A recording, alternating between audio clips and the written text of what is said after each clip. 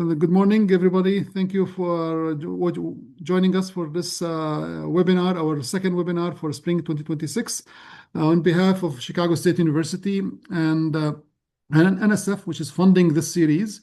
We are really excited, or we're very happy to welcome Dr. Eman Hammad from Texas A&M to share her expertise about a very interesting topic which is she decided to use the title Treading Lightly, Risk-Informed AI, ML, Innovation and Adoption in Critical Infrastructure and Public Safety Technologies. Dr. Hammad, she is lead of a center, it's called iSTAR in Texas A&M, and she's extremely active in the area of cybersecurity, and she has more than 90 publications, and she got many awards at different levels for Best Paper Awards, Best Poster Award, and also the Best Junior Award. We're very proud for her presence today. We're very happy for her acceptance to be part of this series. And Dr. Hammad, the floor is yours. Thank you so much. Thank you so much, Dr. Ayash, for the invitation. Happy to meet all of you. Hopefully, we'll see some of you soon in person. I have a trip to Chicago soon. I think around May we have a conference there, so I'll make sure that I reach out. For today, my goal is to share the background of the background of what I do as research, why this is important, and how things are changing really, really fast. My feed usually has, when I wake up in the morning, I try to check what's new, especially with AI and agentic AI and all of that stuff. And I get bombarded by and concerned, more and more concerned by what's happening. So just before we start, Anthropic, if people are following the big tech in AI, Anthropic decided or announced between last night and today that they will drop their focus on guardrails and AI safety in their development because they want to catch up to competition, and they felt that their commitment to be able to, when they launch a new model, that they will commit that the new model is able to meet its objectives without high risks. That was holding them back. So that is how fast things are moving. All right, without further ado, this is thank you so much for the introduction. No, just to highlight, I came here from Canada. Before that, I was in Jordan, and things that are close to my heart are things where we study how humans make the best out of machines. We interact with machines for a purpose, and this is how we should keep it. These are the people who do the work. This is some of the students in my lab, undergrad, graduate, and some visiting scholars. And let's start. So when we look at systems, especially in critical infrastructures and public safety systems, we have multiple components that are connected together via communication, and we have different layers of intelligence. Those systems, when they break for different reasons. Some of those reasons are things that we can anticipate, but with different timescales. Sometimes it's we know before the storm that there's a contingency, or right during an earthquake that an earthquake is hitting. Sometimes it's something that happened. Failures lead to other failures in a cascading sequence, and then it quickly snowballs, and you cannot stop it because of the system coupling. Other elements are things that people have been observing for a while. Machines are machines. They can break all of a sudden. They can break with a predictable manner. And this is why we started looking at predictive maintenance. And humans are humans. Humans make mistakes. Humans are also intelligent, but humans can cause systems to break as well. And this is why they are targeted by things like social engineering, etc. And on top of all of this, if this is not enough, then we have cyber attacks. And cyber attacks come in ways that are not anticipated, are not expected, the systems are not designed for them. Or if we have any cybersecurity controls, we put them as after we design the system, not while we're designing the system.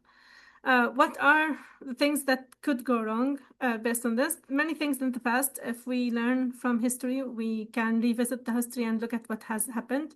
Those are catastrophic events that happened in either power systems, either oil and gas. Some of them are nuclear, and some of them are water processing, etc.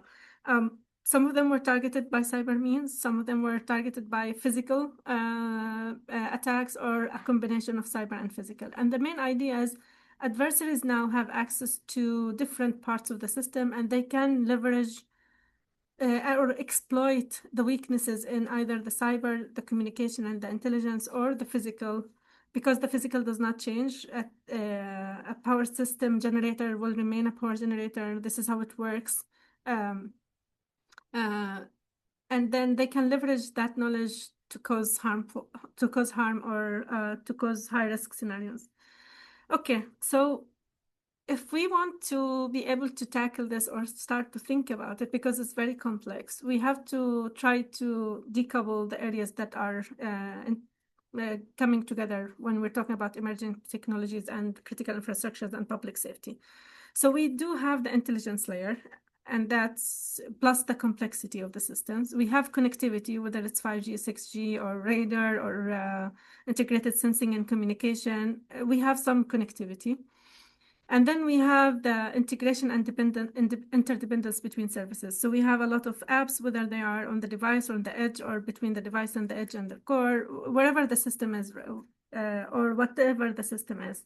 We can look at systems using those three lenses. Another way to look at systems is my favorite model, which I'll talk about in a few minutes, which abstracts the system as devices.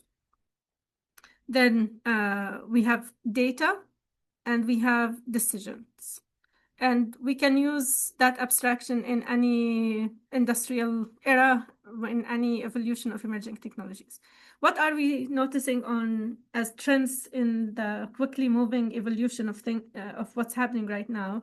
And I'll focus my discussion on critical infrastructures and on public safety systems, because they have a physical component.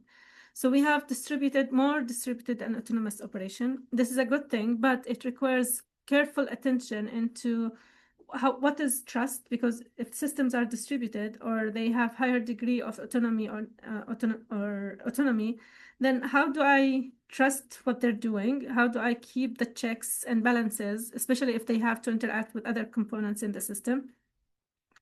And how do we balance a group and individual benefits? So even if it's an autonomous system, it's still part of a fleet of other autonomous systems, or it is part of a bigger picture.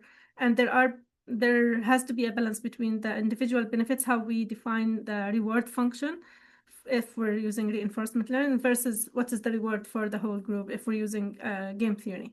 And also the privacy. So if we're exchanging information to enable that autonomous operation, what are our privacy concerns? And this is where we start thinking or start looking into architectures that respect the privacy, but are still able to do what they want to do.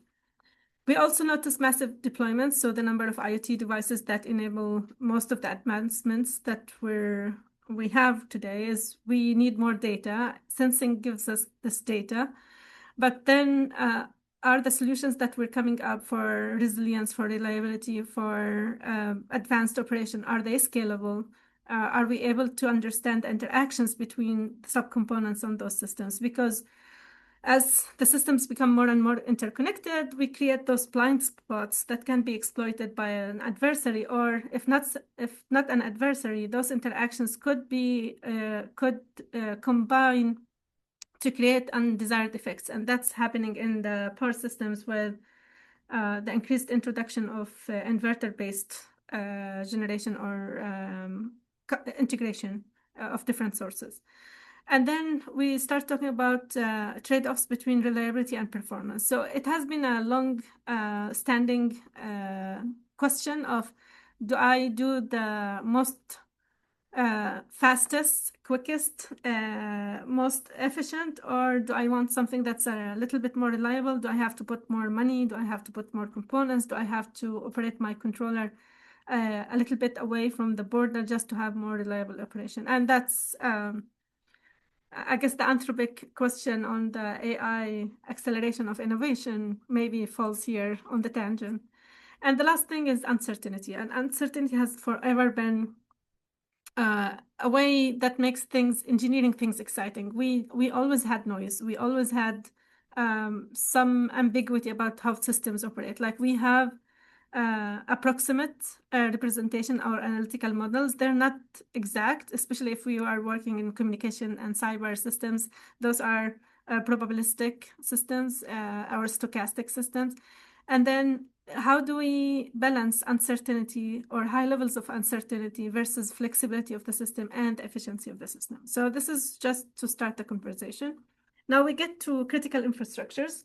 How we look at critical infrastructures, it's helpful to look at the subcomponents within families. So we have the family of the technologies, the software and hardware that sits within the physical domain of the critical infrastructure. And then we have the communication, the connectivity, and the intelligence that sits within the cyber domain of that interaction. And between those domains, we have sensing, data, and actuation or commands. Now, granted, probably I should add this here, we have some AI components that could sit in either domain, and they will have those other interactions. Where do we see this? We see this everywhere around us. Cyber physical systems, like critical infrastructures, can be described via cyber physical systems as a modeling.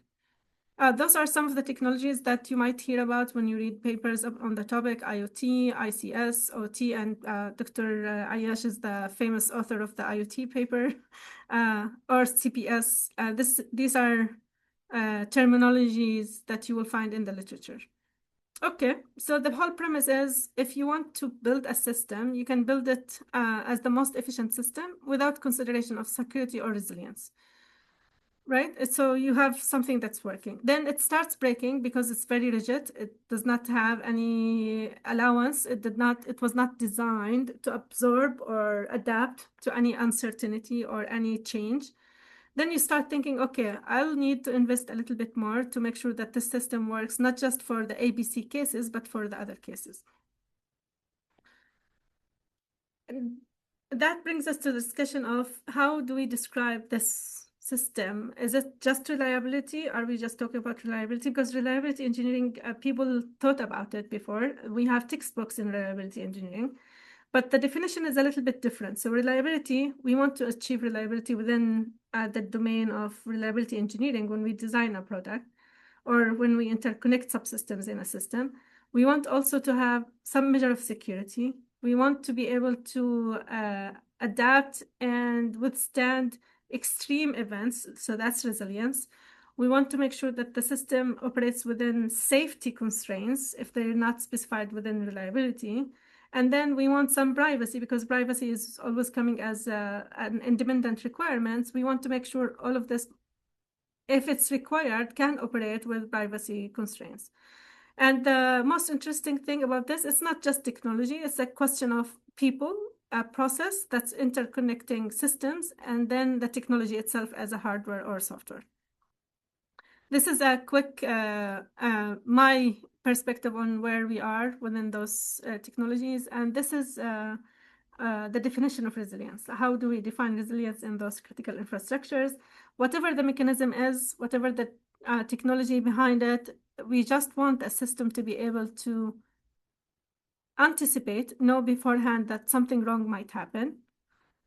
When it happens, we want the system to be able to withstand, not fail completely, maybe graceful degradation in service.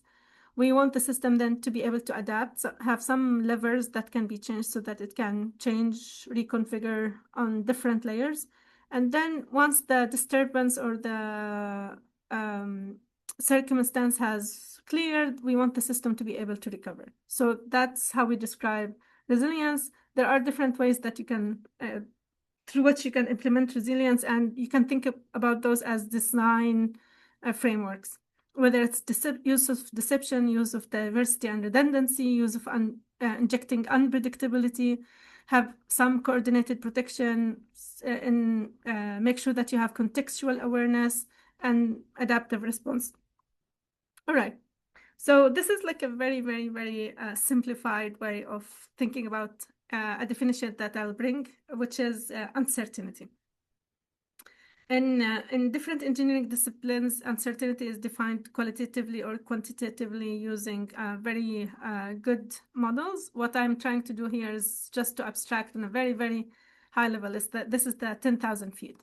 So usually we have a model, we have some perspective of the noise or the imperfections that could, where in the environment where we apply the model, which could be coming from sensing, estimation, etc. This small noise or error are things that we are able to capture analytically using some probabilistic distribution or some estimation theory. Then we are able to come up with a system design. If the noise becomes a little bit bigger or beyond the previous assumption, which is small error and small noise, then what we came up with, the creative way we came up with was, let's get more measurements. Once we get more measurements, we have a better way of handling this higher levels of noise and error.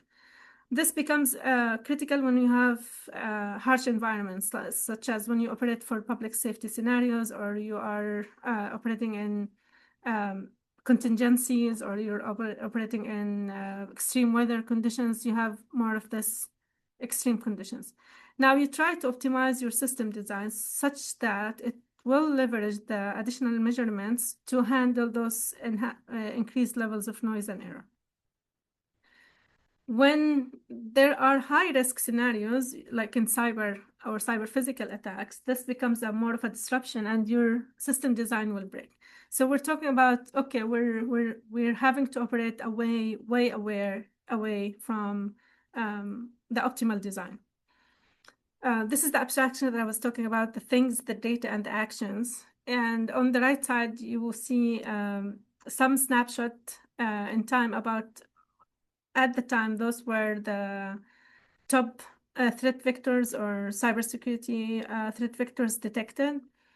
And what you see, what's interesting in this diagram is 60% was unknown. They were detected, but people did not know what type of attacks those were. What's more interesting is what you don't see in the pie chart, because the things that we did not detect, which are adversarial activities, they were not reported even. All right, so how do we start working on this? So we have right now either using analytical models, which we have been doing for a while.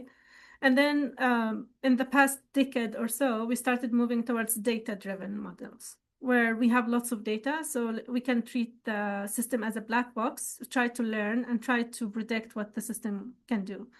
In the middle, whether we are closer to the data-driven or closer to the analytical model, we have innovation where we have mixed models. And this is where you start thinking about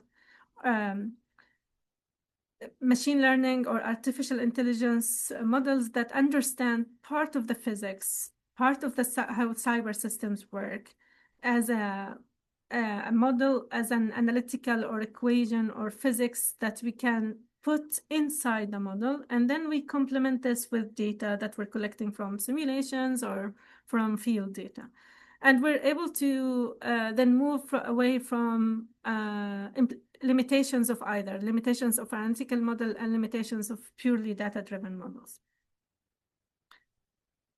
What are the things that we want to do? We want on the cyber, we want to understand the threat landscape, be able to trace it, assuming really complex, sophisticated, well-resourced adversaries. On the physical, we want to handle the uncertainty in the system input and the dependencies, but make sure that when we're deciding on the system operation, that we understand if there are anomalies are not always a bad anomaly. If we want to make a decision, do I have a good line that defines if I'm confident enough in the decision, or I should be more careful, I should collect more data, or if it's a high risk, I have to act anyways.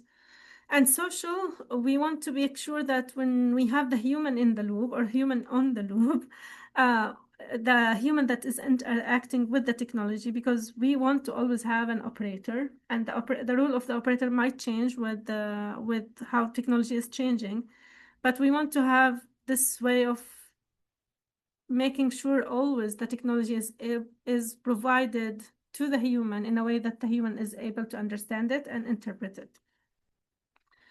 And we also started looking in my research group into this balance between AI and humans in a way that guarantees the digital well-being of the humans, but at the same time enable the human to operate within their cognitive abilities with AI. All right, so now I'll flip to talk for the next 5 minutes to talk about AI risks in general. Like, do we really understand what's happening on the AI frontier? I don't know if you're monitoring the news, but I'll give you a recap of the news. These are some of the catastrophic AI risks, which are actual incidents that happened within the last part of the previous year. You can notice that some of them are pure on the AI itself, like data leak, or there were incidents where AI agents wiped whole databases or wiped user information or enterprise information. Other incidents, researchers were able to jailbreak, and jailbreak is when you force an LLM model to operate against its guardrails. So in this case, they forced ChatGPT 5 to produce dangerous instructions. Waymo robotic taxis are having serious issues since last year because of AI glitches. And the most recent, I think, there was an incident within the last week with Waymo as well, where they struck a pedestrian. There was an incident, unfortunately, an incident also at A&M, the university I'm here. It's not at A&M, as a graduate from A&M in Texas committed suicide and was encouraged to do so by an LLM.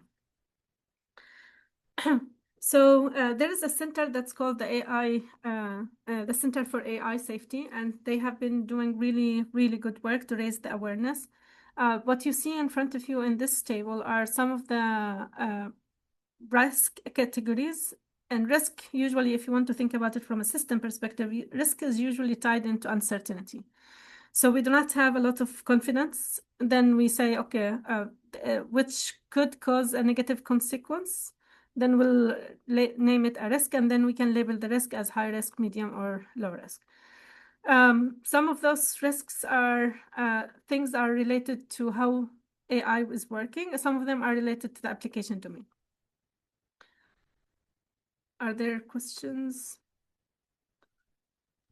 Yes, yes. We're gonna present some of our work.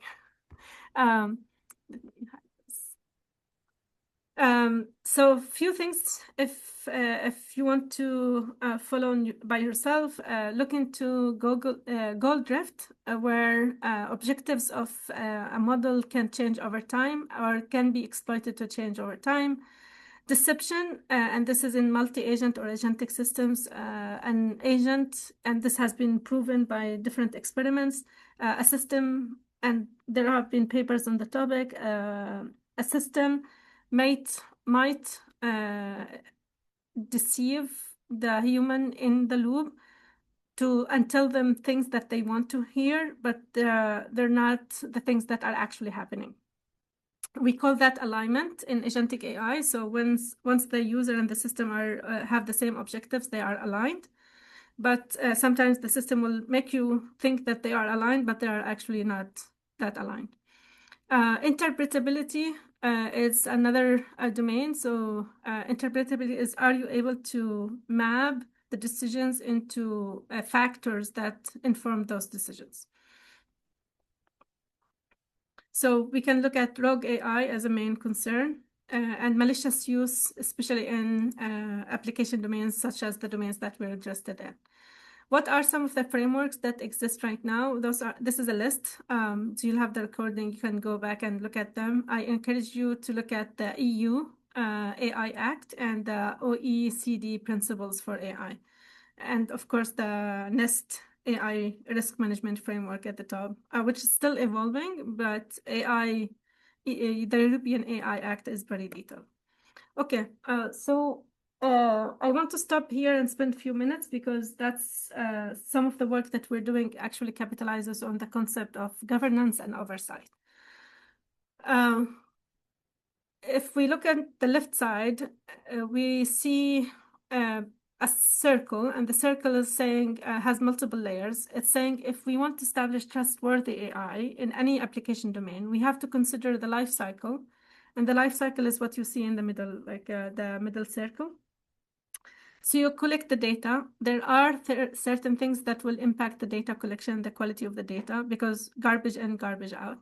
You will build and use the model. You have to verify and validate the model. And usually we have the old ways, but then we have to think about how do we validate and verify not just the positive cases, but also the negative cases. And what do I mean by that? If you design a model to say, for example, just 1 + 1 = 2, then when you want to test and validate that this model is able to do the addition properly, you'll have to test different use cases of additions, but you have to test the negative cases for addition as well. Is it producing wrong output for some other weird combinations? So those are the test cases. And for cybersecurity or trustworthiness, that could be very tricky to articulate, like what are the different cases that we want to test. Then you deploy the model, and this brings us to the other critical aspect of AI systems in operation, in critical infrastructures, and in public safety, which is how do we operate and monitor those models? What constitutes good metrics for them being operational with trust and confidence, and they are not like, especially if we enable online learning or continuous learning, we're not seeing the models start at some point that we accepted and then they're drifting away. Or are we establishing points where we are continuously making sure that things stay in check? And then we plan and design and we keep going. Within that, we have to manage the risk. How do we manage the risks? We identify, we say, what are the things that could go wrong? What are the things that are important to our systems? What is the level of risk? And how do we want to treat that risk? To help us understand, the figure on the lower right corner is combining many of those things at the same time. And the oversight layer is what we want to keep in mind as I go talk about some of the things that we're doing. Trustworthy AI principles, you want the system to be robust, have some cybersecurity measures, have safety in mind, transparency and explainability or interpretability, human-centered, and the alignment of objectives stays checked. Okay. Life cycle of AI. I think everybody is familiar with this one.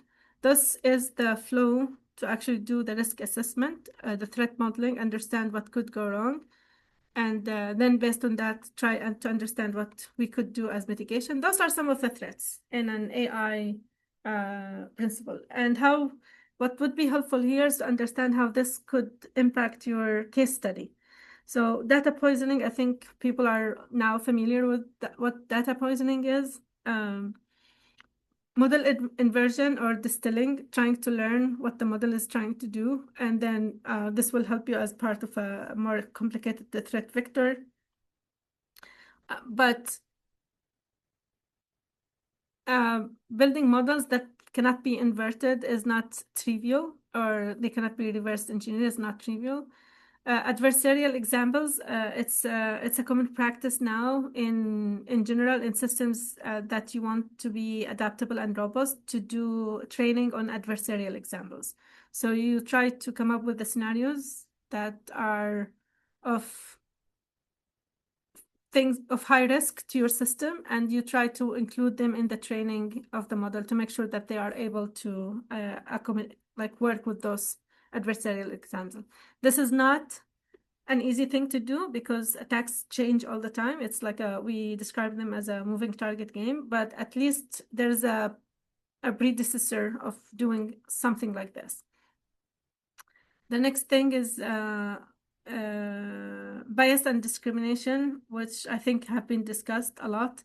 Third-party software and model integrity, and this is now becoming the mainstream. Most of the things that you do rely on API calls, so you do not have models that are hosted, especially if you're using mostly LLM in your agentic architecture. This becomes more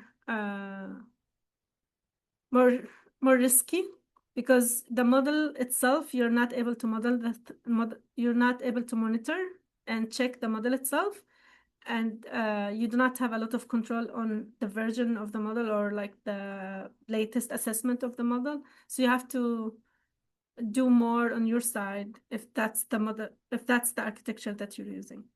Okay. The EU Act was very visionary in this perspective because what they said is if it's a critical infrastructure, if it's a high-risk system similar to power grid, water, communication, public safety, emergency communication, those, they said, if there is no risk tolerance, we're not accepting any level of risk, AI systems cannot be implemented on those systems, which is a very high bar. Then they said if it's high risk, but there is a huge benefit of implementing AI systems, then there should be very strict requirements on how you implement the AI system within those infrastructures. And they defined some of the requirements. So they said some of the testing, what are the testing objectives? They did not make these requirements technology dependent. And this is why I think the EU AI Act is a good reference point from a regulatory perspective, even from a research perspective. And then they said if it's a limited risk, have at least some disclosures about the system and some interpretability requirements. All right.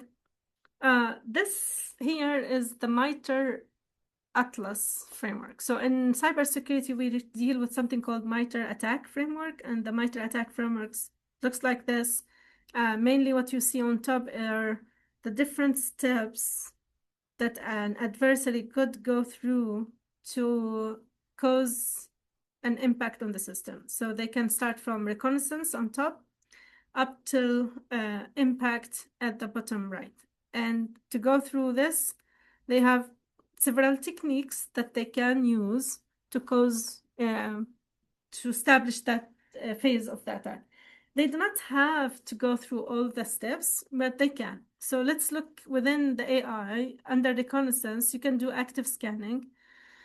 You can, under initial access, do some prompt injection. You can still do phishing, which targets people. You can try to evade machine learning models by knowing what the criteria for detection is and staying low and slow. And this details many of those threat vectors that are known so far. This is a very live framework, so it's all constantly updated with case studies, actual incidents, specifics for the technology as the technology continues to evolve. This is some work that we did where we took the AEU framework, the NIST framework, and the MITRE Atlas framework, and we came up with a criteria for critical infrastructure to do the risk assessment. So this is more or less a paper exercise. But that is something that we want to release to the public hopefully soon. All right, let's talk about cyber physical systems and how we can incorporate some of those ideas into the design. So this is what you see here is a power system single line diagram. Wherever there's a circle, it's a generator or an agent. And then wherever there is a dashed line, it's a communication, some communication. Power systems by nature, they are very interconnected, very interdependent. The arrows that you see on each of those dark lines are loads, things that are consuming energy or electric power. And as you can see, there is a concept of topology, both on the physical layer, on the transmission lines and the buses, And on the communication layer, there's a concept for topology. Each generator is equipped with a controller and protection that will enable it to operate and handle certain requirements for the operation of transmission systems. Our criteria here is stability, meaning if things are changing, the system will slightly change, but we want that change not to be too big so that the system is able to adapt and go back to normal after that change has gone. So one of the things that we did is we said, okay, I want to operate in this manner. I want to be able to have a risk-aware adaptive design for my control such that I'm not, if you notice here, the top heat map is the typical way that people do risk. What we did is we said, we want an operational risk. So are we able to capture the level of uncertainty in some way and make that a design factor for my control? And my control by nature is relying on uncertainty because it has to operate with a cyber element. It's a cyber physical control.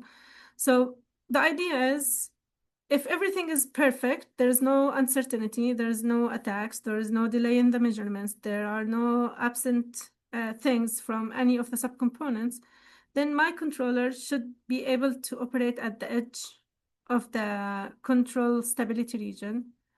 Very aggressive. Well, I don't have any reason to be reserved. So let me use all the resources and operate at the optimal operational point. If there is a higher level of uncertainty, then I'm choosing to operate in a less optimal point. And that will allow me, if you see the figures on the right, that will allow me to be able to handle different faults or stressors on the system and still operate beyond the limit of the optimal limit of the system. So the optimal limit in this case was up to 0.15 seconds for stability. I'm able to extend that operation beyond 0.2 seconds. So a gain of 30% and even more.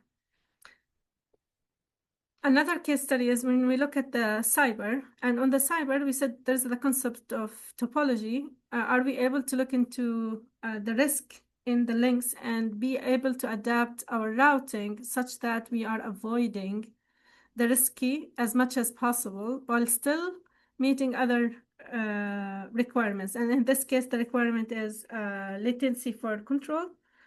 And we show that for the most part, if there is enough redundancy in the topology, you are able to achieve your objective. If there isn't as much redundancy in the topology, this might lead to leakage of information.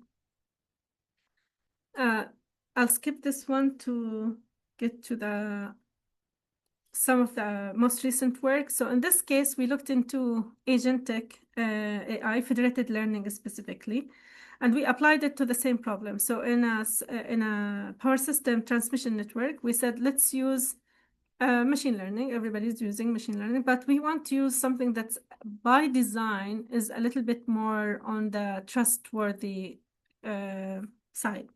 So there is an architecture called the Kolmogorov-Arnold network architecture, or CAN for short. And there's a specific implementation of CAN called the Chebyshev CAN.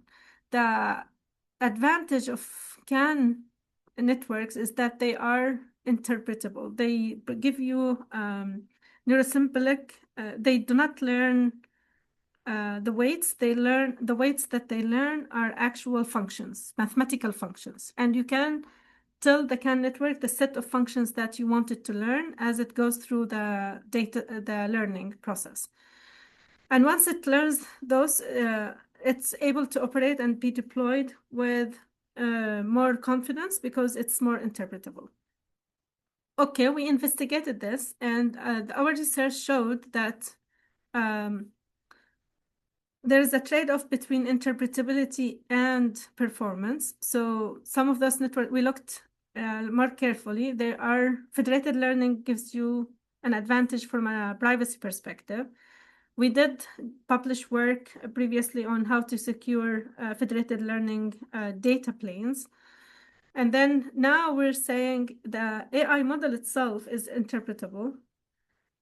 the metrics that we're using are things that are not still standardized, but we're trying to help the community get to that standard of an interpretable or transparent machine learning model.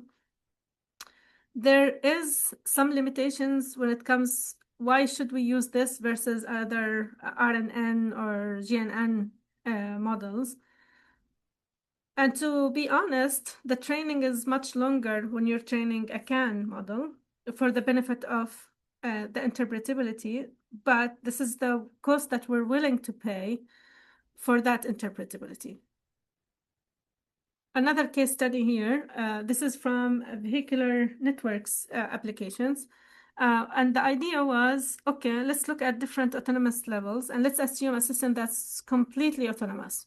There is no signaling between vehicles. There's no additional communication. A vehicle is wanting to operate basically based on its own sensing capabilities. And we asked the question, okay, we will define what our situational awareness is. We want to be able to observe, but we want to use advanced algorithms such as reinforcement learning and machine and game within a game theory formulation.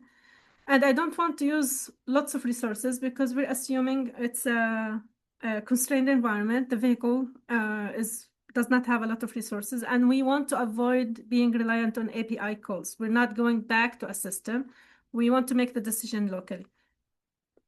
So what we came up with is the idea of this radius, observation radius. And the idea of that observation radius, you define two regions or multiple regions. Like what we did is two regions.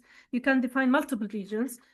And if those regions define the amount of resources that you put and the amount of uncertainty that you want, the risk that you want to adapt to. So the most strict radius is the action radius, which if any other entity is within that radius, within the red circle, then I have to attack. And that is when you engage the heavier algorithms, because you want to get like a fast action and a more intelligent action. If they are within a bigger circle, that's a lower risk scenario. So you might go with an optimal decision from a previous calculation. The idea is if you are doing navigation, you have an optimal navigation path.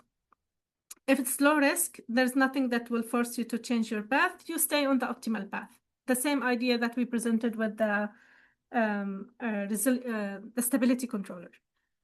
And we prove that this is this is not optimal in the meaning of optimal, but it's very good in terms of the trade-off between the resources that you're using and meeting the objectives of safety and being able to adapt to different scenarios. So it's generalizable. It's able to achieve the safety constraints that are needed, and it's using less resources in ultimately within the operation.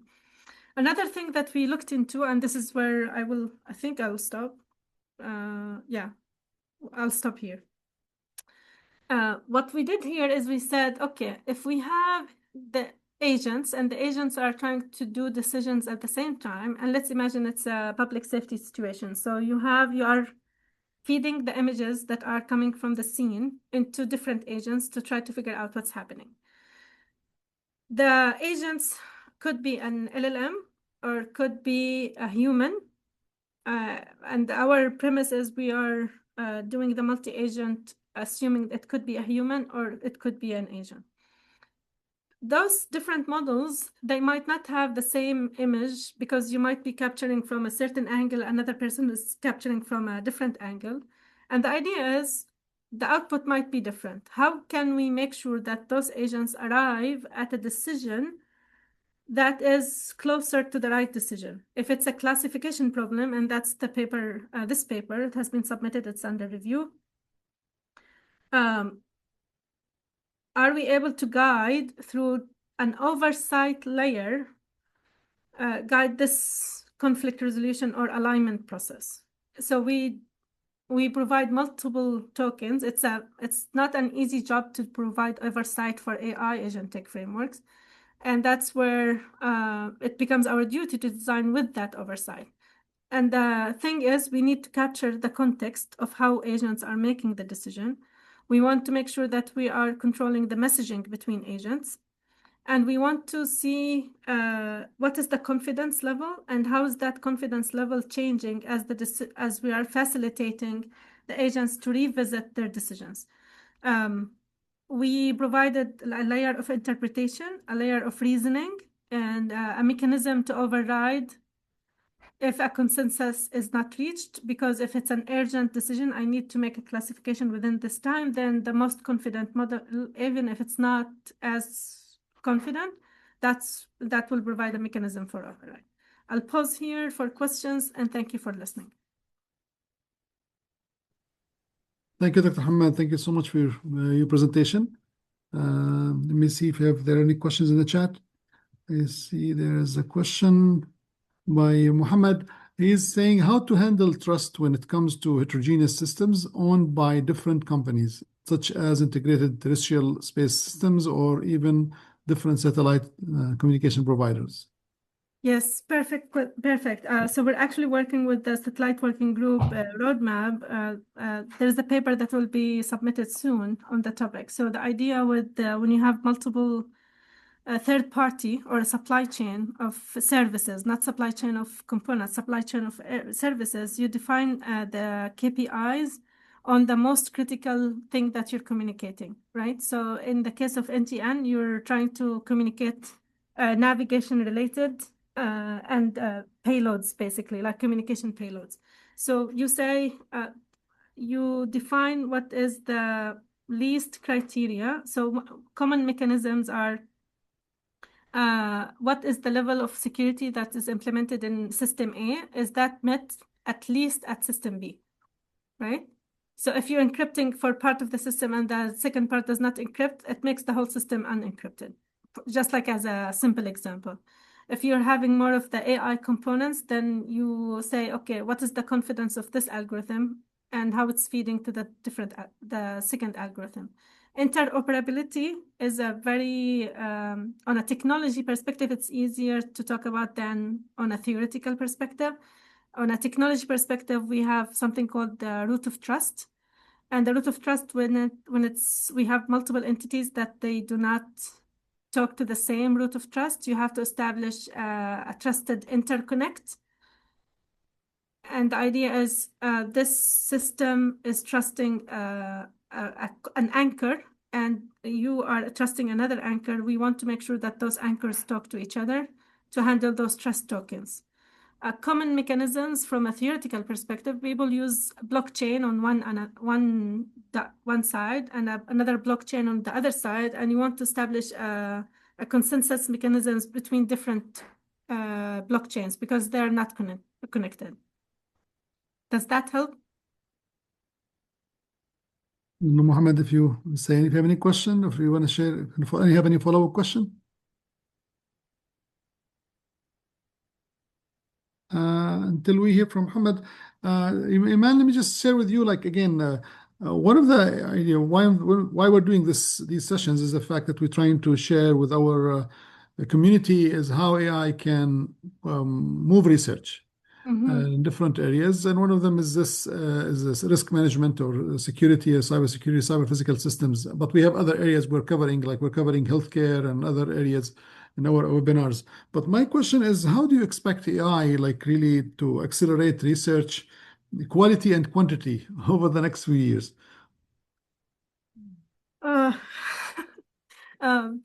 It's my personal perspective, Musa, is if we look into it in a subjective manner, I think what AI can help with is trying to consolidate so much information, so it's easier to go through theories. And I like an article that says it allows us to fail fast without like negative consequences. So instead of trying in a lab for a month or 2 months or like a year, you're able to try things much, much, much faster. But we still have to build the right questions. So it becomes asking the right questions.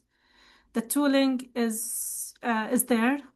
the knowledge base, which is all of the previous literature is there, then it becomes how can we ask the right questions and how can we validate that what's coming out of the different models is good and checked and validated. And this is where we need within the society, like within the research community, we need each other to support that cycle of validation instead of going, now you see like thousands of, in my domain, it's exploding, the amount of publications and the archive and all of that stuff. And it's very hard to even stop and say, okay, is this actually working? Is it giving what we wanted to give, right? So it allows us to fail fast. It allows us to try things that we did not try. It allows us to integrate, and that's a very, very good application. So let's imagine NTN, application domain, non-terrestrial networks. It allows us to imagine how things interact in a really different way. So in the past, we were constrained by states, especially in heterogeneous systems. We had like different state spaces. Now the computational ability is there, so why not have bigger spaces? And then we try really quickly, and then we see what's the minimum space representation that's useful for me. Model predictive control is with larger spaces is now possible. Why not look at it, right? So I think it will drive a lot of this exploration. So there's exploration, exploitation. I think it will greatly expand the exploration space. The exploitation, what is useful, it depends on how we use the whole tool set. Like we try 1,000 instead of trying 10 things in the past because we didn't have the people and the resources. We're able to try 1,000 things. What is useful will remain like few things that are useful. Are we able to judge on what's useful? Are we able to pick the things that are more impactful? That becomes the next, I think, frontier. Thank you, Eman. I think we have room for one more question. Yes, I think he's having a question. In your framework, when agents disagree, how do you distinguish between the goal conflict and disagreement caused by uncertainty or incomplete world understanding across agents? Yeah, perfect question. We collect from each agent. We have multiple gates. So we have pooling. We do calibrated pooling. We collect the uncertainty. We do static gates. We use threshold logic, and we use iterative arbitration. Are you sure? Look at this decision a little bit, and we enable them to revisit. So this was the other decision. How are you? Do you want to go back and think about it more? And on purpose, what we do is we train a more, like, let's say in this experiment, we had like a larger neural network and a smaller neural network. So one of them will have more capability than the other on purpose by design to see that there will a conflict will arise. It's just about how they resolve the conflict. We found that the system favors the model that's more confident on average, but it still needs more exploration. Thank you, Eman. I think I have a very quick question, if you allow me, maybe for like another 15 seconds. Given the focus on risk and risk management and dealing with all the risks, or dealing with that our cyber or like a critical infrastructure is facing, given the fact that most of our infrastructures are aging now, and it's extremely hard to replace them. Do you have any guidance on how to deal with this problem of managing the risk with our infrastructure, given its aging, and at the same time as making a lot of change to it is not easy? Do you have any guidance or any recommendations? So the best practice, we have rules of best practice. We call systems that are old like brownfield because they're like, you have some innovative technology on the side of old technologies. On the technology and networking level, we try to define parameters around the older technologies to try to manage the threat landscape or the attack surface. And we have a lot of compensating controls. And I can talk for like 3 hours about that. The idea is we know that they are high risk, so we try to minimize the risk to those high risk technologies by putting more rules around them. That's the main idea. Okay, thank you so much, Dr. Hammad, for your time and keeping it on time. And I really appreciate what you shared with us. Again, on behalf of Chicago State, we really thank you for all what you shared and looking forward to working with you in the future. Same here. Thank you so much for hosting me, and hopefully we'll talk more. Thank you. Take care. All right. Have a good one.